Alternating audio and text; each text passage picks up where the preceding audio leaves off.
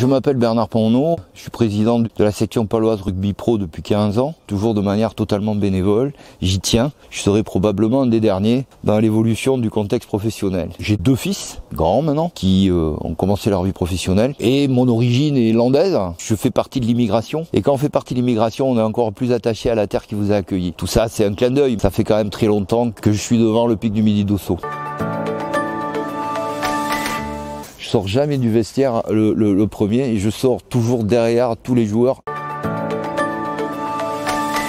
J'habite à Moumour, à côté d'Oloron-Sainte-Marie. Je suis agriculteur, j'ai 48 ans, marié, 2 enfants. J'ai débuté ma carrière en tant qu'agriculteur en produisant du tabac, du kiwi, du maïs semence, du soja. Et j'ai une activité de production solaire sur exploitation assez importante également. Je suis impliqué chez Euralis depuis 8 ans. Je suis rentré au conseil d'administration sous l'impulsion de Christian Pess. Et c'est une grande fierté pour moi d'être président d'Euralis aujourd'hui et de pouvoir continuer sur le chemin que Christian Pess a tracé en essayant de développer la coopérative sur un ancrage territorial puissant.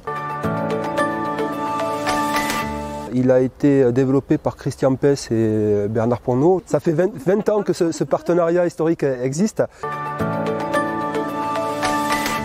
La stratégie territoriale de nos partenaires et notamment à ce contexte de changement de notre économie, par d'économie durable, on parle d'objectifs non carbonés, à travers une stratégie RSE qu'on a bien en route, à travers aussi un fonds de dotation pour la densifier. Un mot propre, conditionné au niveau de la récupération. Si on veut exister demain, on ne peut exister qu'en étant fédéré autour d'un projet de territoire, autour d'une entité. Et je pense que la section paloise représente le club de territoire avec une entité forte. Dans les valeurs que l'on peut partager avec le rugby, c'est des valeurs déjà d'échange, de communication. C'est des choses qu'on retrouve un peu dans le milieu coopératif. On définit une ligne, un objectif commun. Collectivement, on travaille à l'atteinte de cet objectif. Ce qui est important pour nous, c'est qu'on retrouve le territoire, les hommes au service du développement d'une économie, autour d'un objectif sportif, que ces hommes se retrouvent autour d'une équipe, autour d'un stade où tous les milieux sociaux peuvent se mélanger. C'est ça aussi le rugby, hein. C'est pas qu'une élite.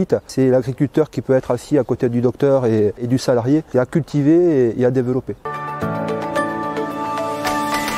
Tout ce qui est alimentation populaire, on fait avec les producteurs locaux, dont Euralis aussi est partenaire. On va avoir beaucoup d'actions, bien sûr, dans le social. Toujours avec Euralis aussi, on soutient une association qui est Oval Citoyen. Euralis en a profité dans ses besoins en ressources humaines. On peut rassembler nos adhérents. Il est important pour nous, Euralis, de mettre en avant aussi ces marques autour du stade, puisque c'est un moyen aussi de promotion de nos marques, de notre agriculture et du travail de nos adhérents.